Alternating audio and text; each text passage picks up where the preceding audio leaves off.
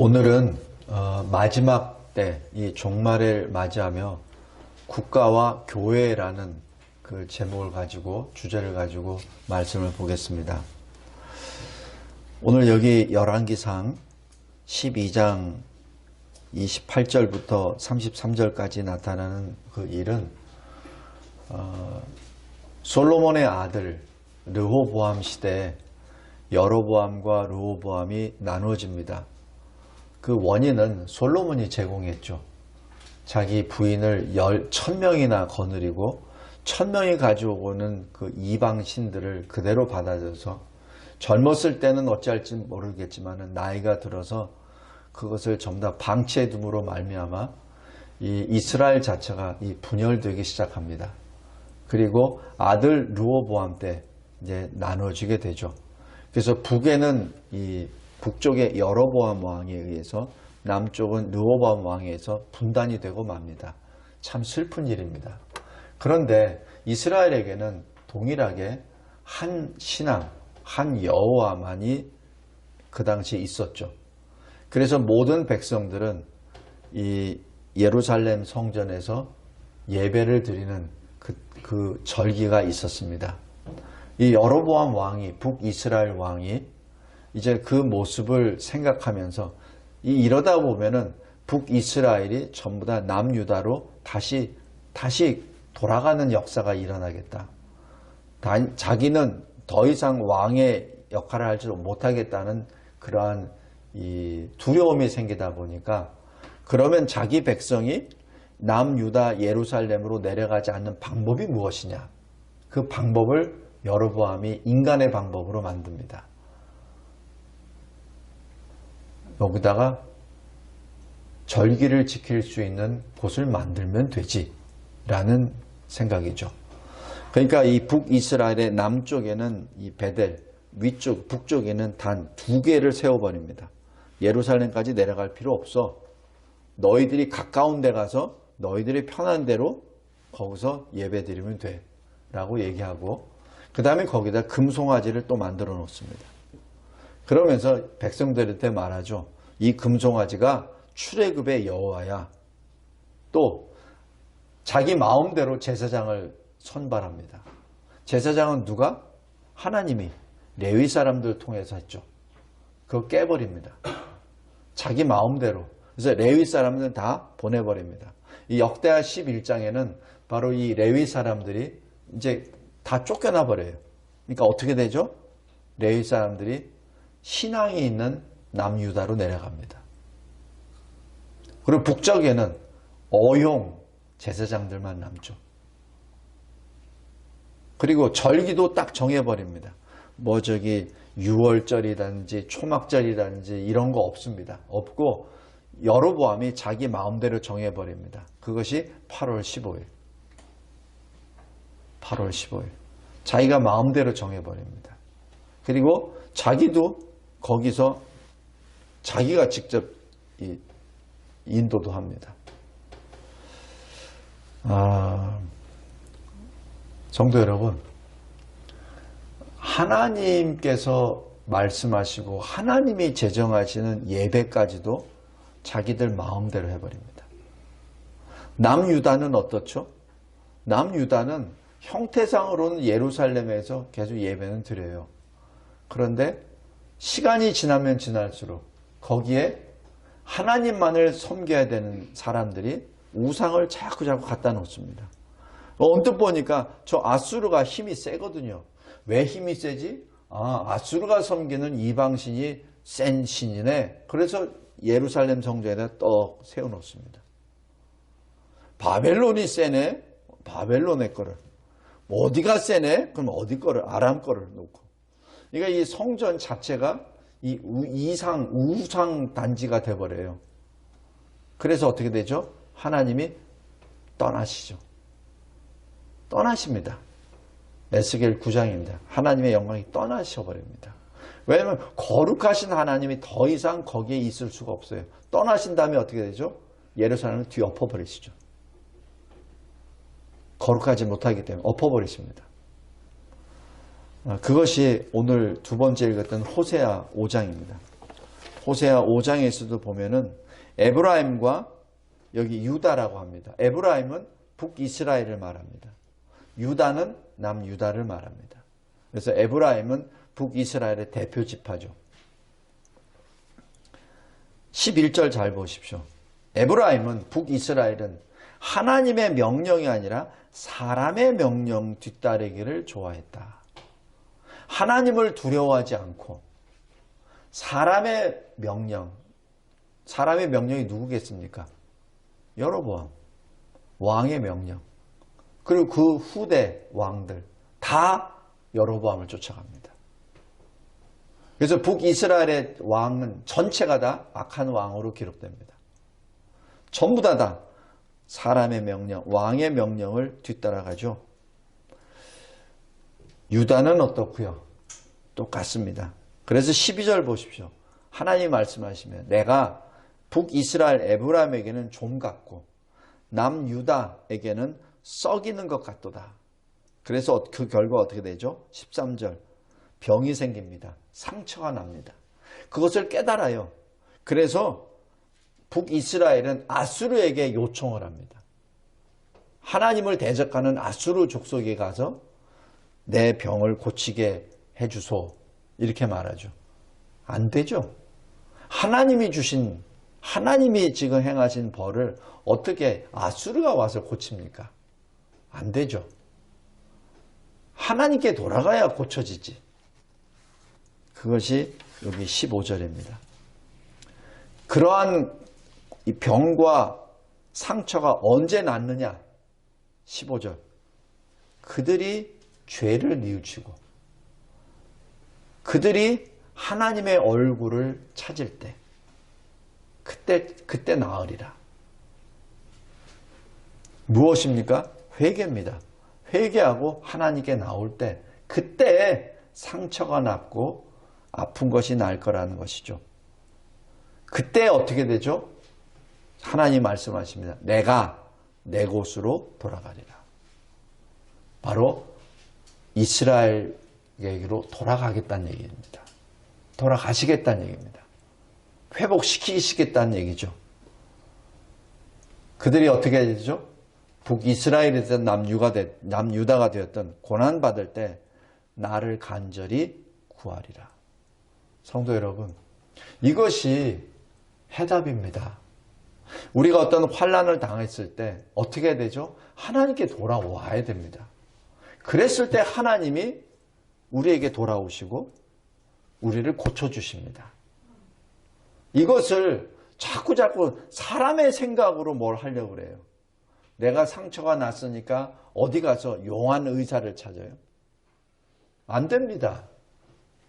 여기 코로나가 병자하니까 여기저기 이 나라 저 나라 거지처럼 미리 준비도 안 해놓고 이제 때가 됐으니까 욕먹으니까 이제서야 가가지고 돈 보따리 2배, 3배, 10배 들매고 돈 가서 이놈한테 달라 저놈한테 달라고 합니다. 안 됩니다. 하나님께 나아가야지죠. 회개하고 하나님께 돌아가야 됩니다. 어떻게 할 때까지? 주님이 돌아오실 때까지.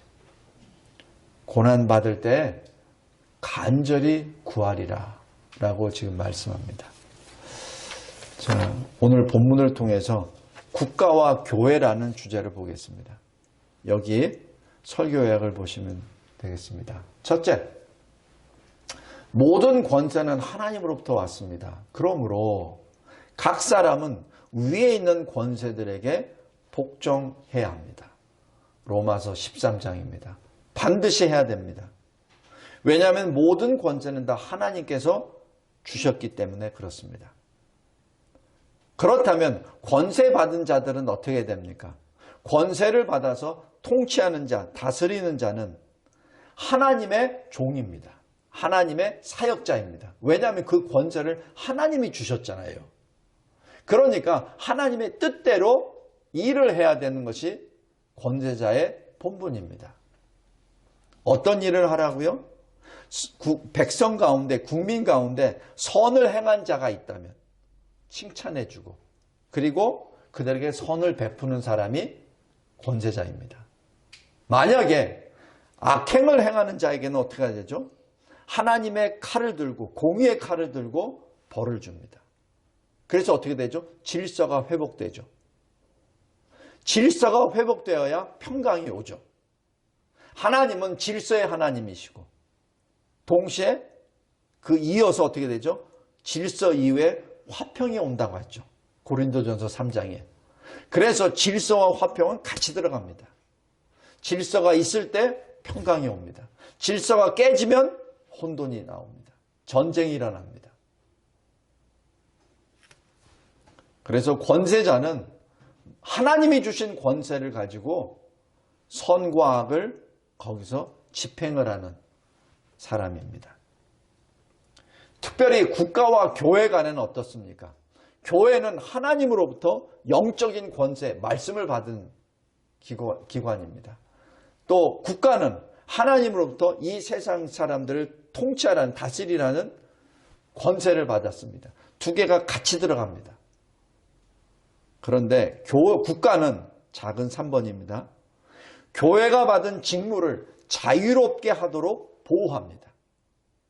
교회가 교회의 사명을 잘 할 수 있도록 보호합니다.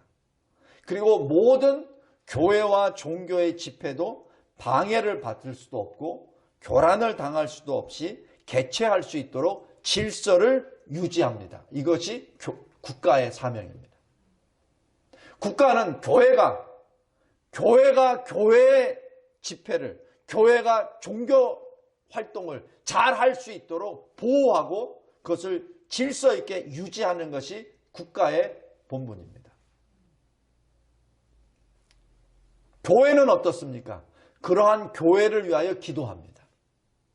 교회가 어떤 실력 행사를 할 수 있는 것이 아니잖아요. 그죠? 영적 기관이니까. 교회는 그러한 국가를 위하여 기도합니다. 그리고 국가의 합법적인 권위 있는 그 명령에 순종합니다. 복종합니다. 웨스트민스터 신앙고백서 23장, 그리고 잠언 8장, 24장, 베드로전서 2장, 그 외에도 지금 이 말씀이 굉장히 많이 나옵니다. 왜 교회는 국가를 위해서 기도하죠? 디모데전서 2장 2절, 모든 경건과 단정함으로 고요하고 평안한 생활을 하려 함입니다. 우리가 교회를 위하여서 기도하는 것은 국가가 교회를 보호하고 교회가 할 수 있는 일을 질서 있게 보장하기 위해서 하니까 그 국가가 그런 일을 할 수 있도록, 그래야 교회가 온전히 교회로서의 사명을 감당할 수 있으니까. 그래서 평강을 위하여, 교회를 위하여, 국가를 위하여 기도합니다. 두 번째, 이러한 순기능이 잘 되었을 때는 아무 문제가 없습니다. 그런데 만약에 국가가 하나님을 대적했을 때 어떻게 해야 됩니까? 하나님을 대적했을 때. 다시 얘기해서 국가가 교회를 보호하고 질서를 유지하게끔 해서 예배를 온전히 드릴 수 있도록 해야 되는데, 그 반대로 국가가 교회가 예배를 드리는 것을 회방하거나 반대하거나 폐쇄하거나 못하게 했을 때 어떻게 해야 됩니까? 집회를 해야 되는데 못하게 했을 때, 성경 공부를 해야 되는데 못하게 했을 때 어떻게 해야 됩니까? 그것이 두 번째입니다. 기독교 강요 20장 32절입니다. 사람에 대한 복종이 하나님께 대한 불복종이 되어서는 안 됩니다. 국가의 권력과 명령은 하나님의 위엄과 말씀 앞에서 굴복해야 합니다. 그래서 국가의 명령도 하나님 말씀 앞에 순종해야 됩니다. 그리스도 안에서 교회는 그리스도 안에서 국가에 순종합니다. 다시 얘기해서 그리스도를 떠나버리는 국가의 명령은 우리는 순종할 수 없습니다. 만일 국가의 명령이 하나님께 반대되는 것이라면 그 명령에 순종할 수 없습니다. 다니엘서 6장에 다니엘이 총리예요. 그런데 그 옆에 있는 같은 인접 총리들이 모함을 해서 우상에다가 절하금 하는 것 이외에 아예 자기가 믿는 여호와 하나님께 예배도 드리지 못하고 기도도 하지 못하게 조치를 해버립니다. 그것을 이 왕에게 사인을 받아버리죠. 다니엘이 어떻게 했죠? 왕의 명령에 순종합니까? 아닙니다. 그런다고 이 왕에게 가서 따집니까? 그렇지도 않습니다. 자기 생명을 걸고 하나님께 나아갑니다. 문을 하던 대로 문을 다 열죠. 다 엽니다. 왕에게 뭐라고 얘기도 안 합니다. 자기 신세 타령도 안 합니다. 그 옆에 있는 같은 동료 총리들에게 당신이 어떻게 그럴 수 있어? 라고 따지지도 않습니다. 왜냐하면 이것은 하나님과 나와의 문제이기 때문에 그렇습니다. 언뜻 보면은 그들이 다니엘을 해하려고 하는 것 같지만은 그러나 근본적인 것은 하나님과 다니엘의 문제입니다. 다니엘은 하던 그대로 창문을 엽니다. 그리고 예루살렘을 향하여 하던 그대로 하루에 3번 기도합니다. 3번 그대로 하던 그대로. 다니엘이 얼마나 바쁜 사람이겠습니까? 아마 당시 그 제국사에서 제일 바쁜 사람일 거예요. 왜냐하면 포로 출신이 그 정도 위치까지 올라갔으니 얼마나 그 사람들을 계속해서 일도 시키고 북적북적대고 모함하겠습니까? 그것을 뚫고 나가는 사람인데 아마 거의 잠도 안 잤을 거예요. 창문 열고 그대로 하나님께 기도합니다. 예배드립니다. 그러자 어떻게 됩니까? 붙잡혀가죠. 압니다. 알아도 갑니다. 그것이 그리스도인의 방법입니다. 그리스도인은 국가에 대해서 총을 들고 칼을 들고 달라드는 것이 그리스도인이 아니라 자기 생명으로 하나님께 나아가는 것이 그리스도인입니다. 그것이 교회의 방법입니다. 교회가 세상 사람들과 타협하고 협약하고 이러는 게 교회가 아니에요. 그냥 하던 대로 하는 겁니다. 교회는. 그래서 국가의 공권력으로 만약에 탄압을 받으면 받아야 되는 것이 교회입니다. 거기서 머리를 굴려서 머리에다가 여기다 끈을 긋고 사람들을 선동해서 나가서 국가를 무너뜨립시다라고 하는 것이 교회가 하는 거 아니에요. 다니엘의 방법을 잘 보십시오. 그래서 사자굴에 떨어지잖아요. 그때 어떻게 하죠? 하나님이 구해주십니다. 그때 선포합니다. 하나님이. 성도 여러분, 국가 위정자가 그러한 그러한 악행을 했을 때 교회는 분연히 일어날 수밖에 없는 이유는 그 국가 위정자가 선을 넘어섰기 때문에 그렇습니다. 하나님이 그어놓으신 선을 넘어섰기 때문에 그렇습니다. 그리고 하나님 자리에 앉는 교만의 죄를 범하게 된 것이죠.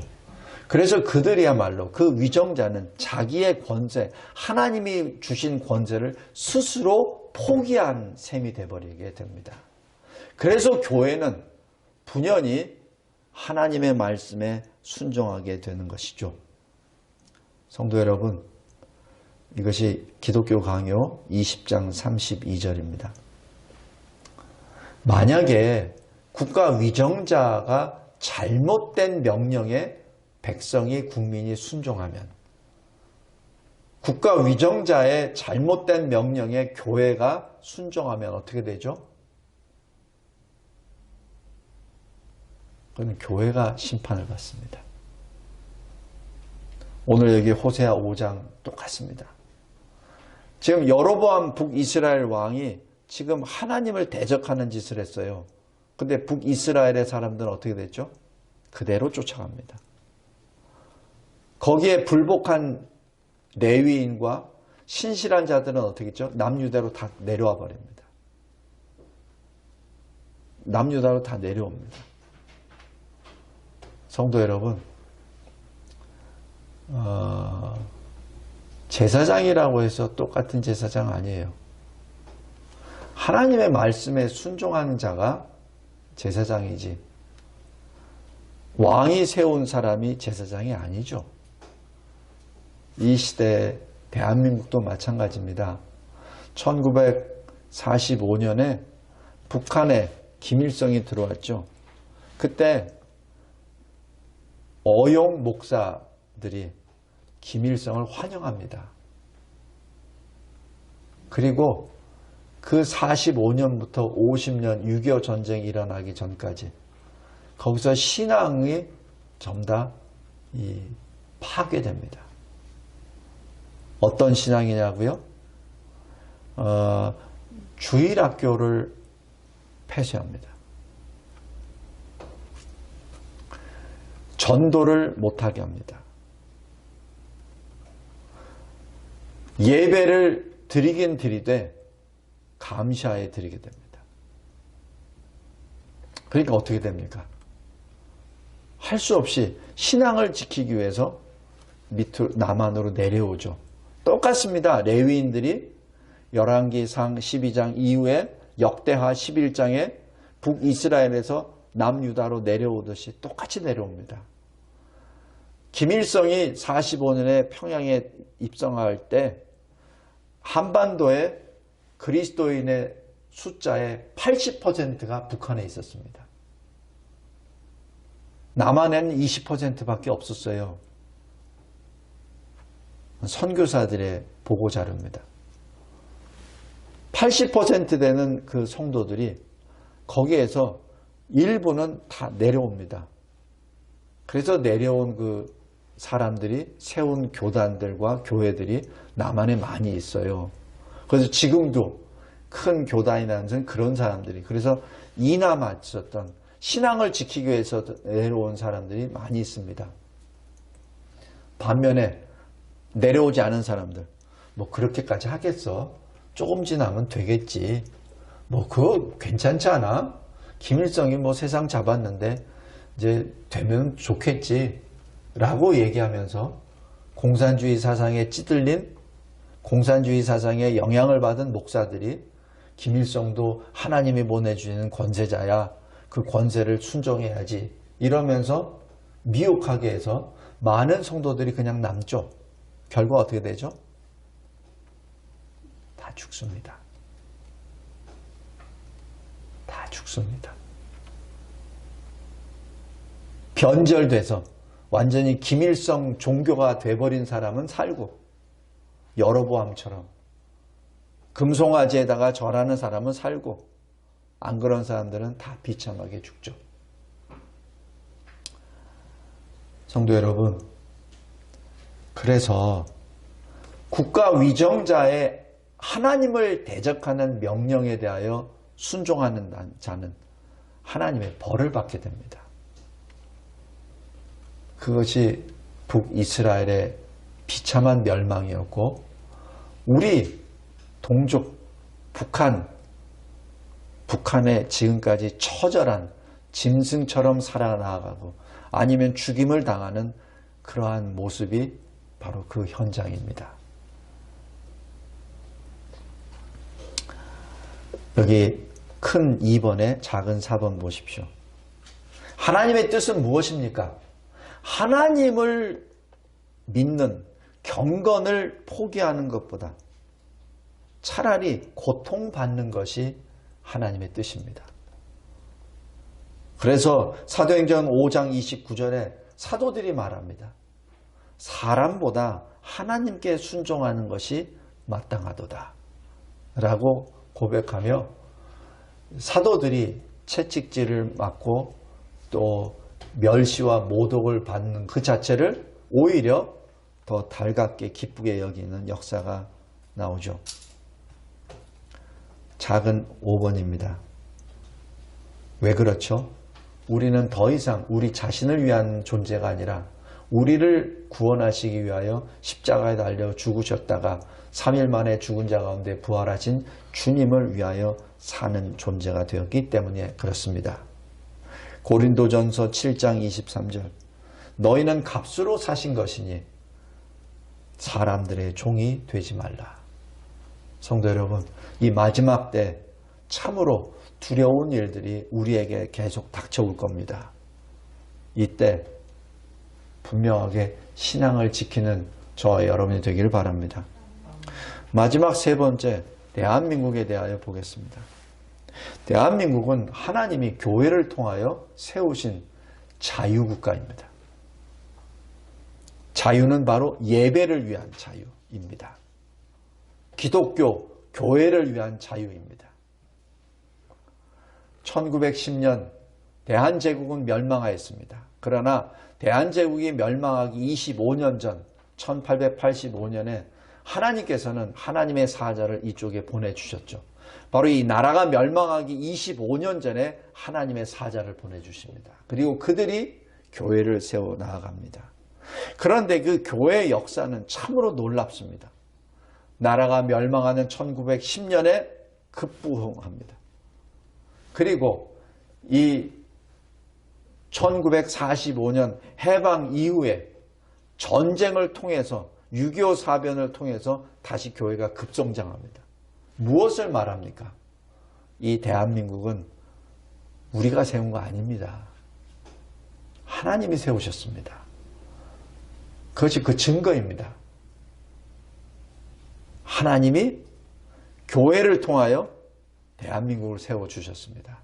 그래서 나라가 망하더라도, 나라가 전쟁 통해서 풍전등화로 해서 사라질 위험에 있다 하더라도 교회가 부흥하기 때문에 그 나라는 다시 일어납니다.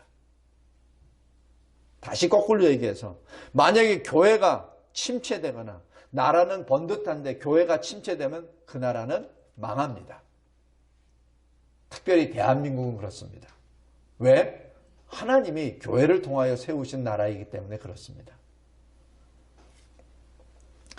대한민국이 어떤 나라입니까?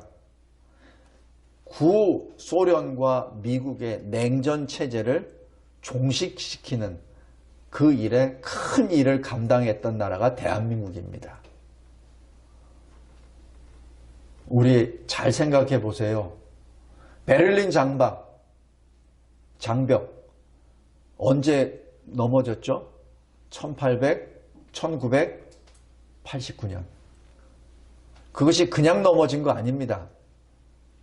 바로 88 올림픽 1년 전 대한민국에 있었던 88 올림픽으로 인하여 북한과 남한이 전 세계에서 딱 대비가 된 거죠. 북한은 거지, 남한은 전 세계에 올림픽을 주도하는 그 나라. 인공위성으로 사진 찍었을 때 북한은 흑암, 남한은 광명, 눈으로 확 드러납니다.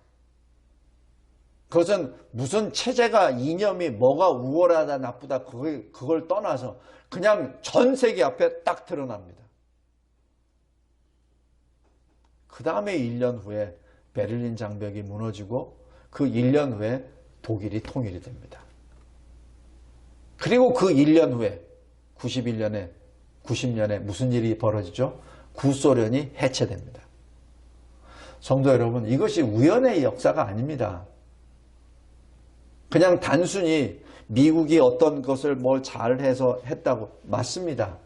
그러나 거기에 대하여 이 역사가 변화되는 냉전 체제가 해체되는 거기에 대해서 가장 크게 쓰임을 받은 나라가 대한민국입니다.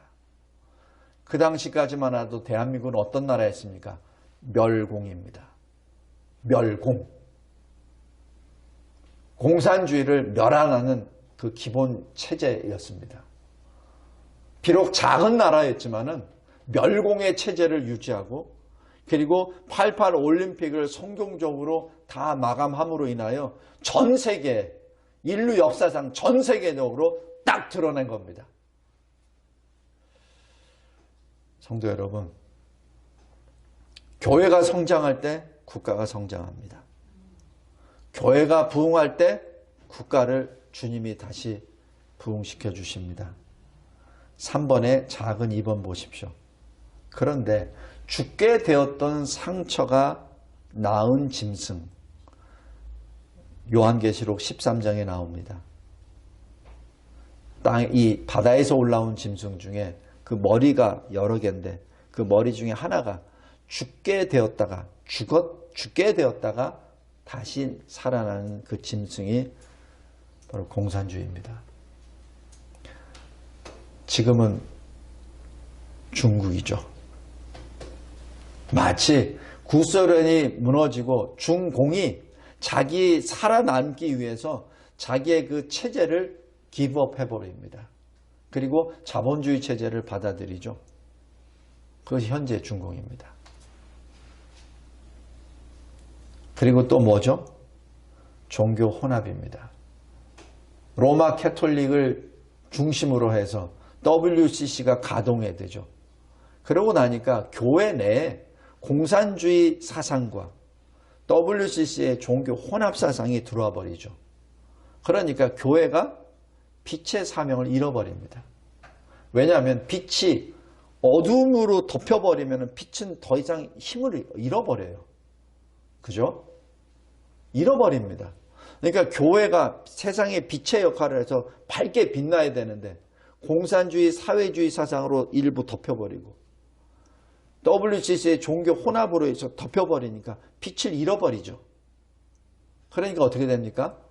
흑암의 권세들이 일어나는 거죠. 성도 여러분, 작은 3번 보십시오. 이 기독교 성도들이 언제부터 이 공개적으로 아예 이 핍박을 받게 되냐면은 네로 황제 때부터 이뤄집니다. 그전에도 조금씩 박해가 있었지만은 그 박해는 사실 유대교의 사람들의 박해가 있었죠. 그러나 네로 황제가 한 다음에 이 네로 황제가 이 온전한 사람 아니지 않습니까? 자기가 불을 질러 로마를. 그래 놓고 불타는 것을 보고 한편으로는 즐거워하면서 한편으로는 또 슬퍼합니다. 그러면서 눈물을 짜내요. 그래서 이 눈물병에다가 자기 눈물을 이렇게 하는 게 나오죠. 그러면서 즐깁니다. 그러면서 어떻게 해야 되죠? 책임을 누구를 물어야 되잖아요. 그 책임을 교회에다 물어버립니다. 그래서 그리스도인들에게 묻죠. 그러니까 어떻게 됩니까? 로마에 있는 그 당시 로마 제국의 지배를 받고 있는 모든 나라들은 교회를, 그리스도인들을 짐승 보듯이 합니다. 자기들이 손해봤다 이거죠. 그렇기 때문에 그 그리스도인이라면 이를 가는 혐오의 대상이 되어버립니다. 그리고 로마 제국의 군권력이 들어가서 그 교회를 다 탄압해버리고 없애버리고 그리스도인들을 잔인하게 죽이는 바로 순교의 역사가 시작되죠. 거기에 작두에 의하여 목이 잘린 분이 사도 바울입니다. 십자가에 거꾸로 매달려서 죽은 사람이 사도 베드로입니다. 네로 시대에 있었던 사건들이죠. 성도 여러분, 지금 이 대한민국에 있는 이 코로나 이 시대를 잘 보기 바랍니다. 지금 현재 우리는 어떻게 됐죠? 교회는 혐오의 대상이 되어버렸습니다. 교회로 모이는 것을 이제는 공권력까지 들어가면서 자기들 마음대로 말을 안 들 때는 폐쇄도 시켜버립니다. 법을 바꿔서 헌법은 바꾸지 못하니까 행정명령으로 해서 막 뒤집어 엎어버립니다. 있을 수 없는 일입니다. 그런데 행해집니다. 왜? 국민들이 마치 네로가 자기 백성들에게 거짓 뉴스를 선포해서 퍼뜨려서 그리스도인들이 방화범으로 만들었던 것처럼 이 시대의 정부는 마치 교회가 코로나의 온상지가처럼 모든 것이 코로나가 교회에서부터 발단되었던 것처럼 소외시켜버리죠. 무슨 교회 발, 무슨 교회 발, 그죠? 그러니까 교회 가는 사람은 코로나를 옮기는 전염 사람이 돼버려요. 그러니까 교회가 그리스도인들이 혐오의 대상이 돼버립니다. 근데 잘 생각해 보십시오. 왜 코로나가 우리나라에 이렇게 많이 들어왔습니까? 중국 사람들이 들어오는 걸 안 막았잖아요.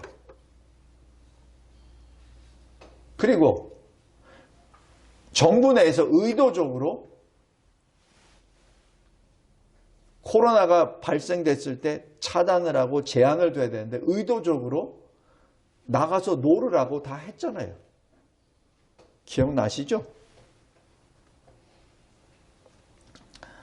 성도 여러분, 교회가 무너지면 대한민국이 무너집니다. 이것을 누가 아느냐고요? 사탄이 압니다. 사탄이 압니다. 짐승이 압니다. 마귀가 압니다. 그것을 알기에 대한민국 교회를 지금 공격하고 있습니다. 그래서 허울 좋은 어용 신학자들, 목사들을 동원해서 인터넷으로 예배하는 것도 예배야 라고 얘기하며 비대면 예배라는 이상한 말을 써 나아가면서 성도들을 미혹하게 하죠. 마치 여로보암 왕이 여기 금송아지 여기 있어. 여기에다가 절하면 돼. 거기 예루살렘 갈 필요 없어. 여기 베델도 있고 여기 단도 있어. 여기 와서 너희들이 편한 대로 하면 돼. 굳이 거기까지 국경을 넘어서서 내려가서 위험하게 할 필요가 뭐가 있어. 우리끼리 하면 되지. 제사장 거기 없어도 돼. 여기 좋은 제사장 다 있어. 옷 입혀놓으면 되지 뭐. 날짜 8월 15일. 똑같습니다. 왜 북이스라엘이 초대왕 여로보암 왕이 범죄한 것을 왜 백성들이 다 그 징계를 받았죠? 여로보암만 심판받았나요? 아닙니다. 이스라엘 전체가 심판받았습니다. 왜? 하나님을 대적하는 왕 앞에 백성들이 끌려갔기 때문에.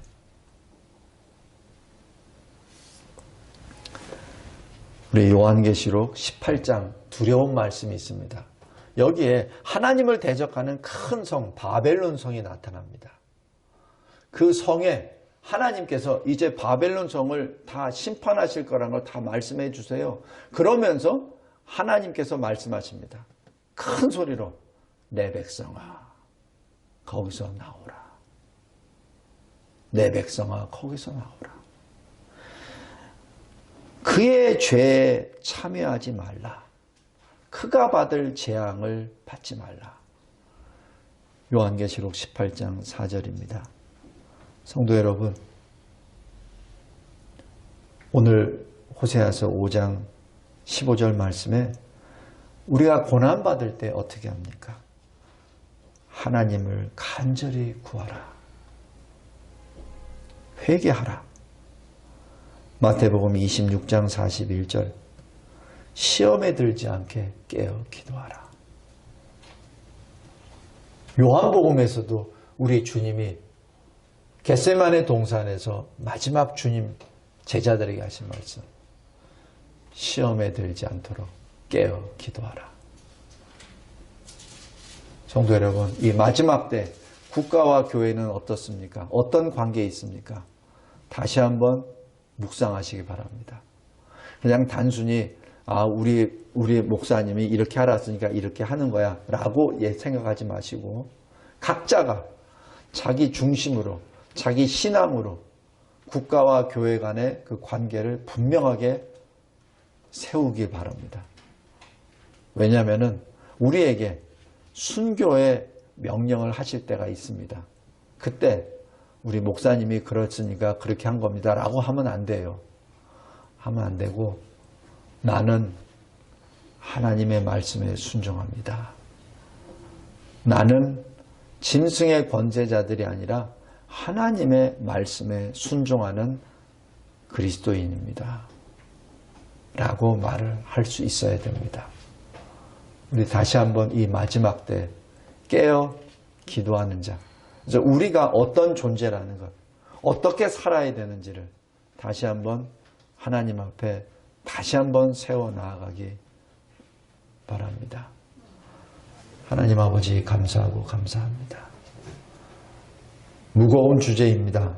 그러나 주님이 우리에게 주시는 그 말씀 하나하나가 우리가 어떻게 살아야 될지, 무엇을 위하여 존재하는지 알려주심에 진심으로 감사합니다. 깨어있는 자 되게 하옵소서. 사람의 명령이 아니라 하나님의 명령, 그 말씀에 순종하는 우리 모두가 되게 하옵소서. 예수 그리스도의 이름으로 기도드렸나이다. 아멘.